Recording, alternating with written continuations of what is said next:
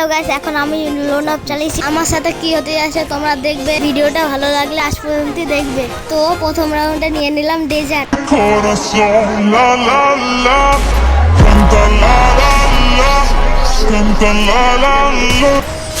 তো দেখতেই পেলে করা লেভেলে একটা হেডশট দিয়ে দিলাম। দ্বিতীয় রাউন্ডে এত হেডশট মারতে যাচ্ছি তাও হেডশট লাগে না, তার জন্য দ্বিতীয় রাউন্ডে হেরে গেলাম।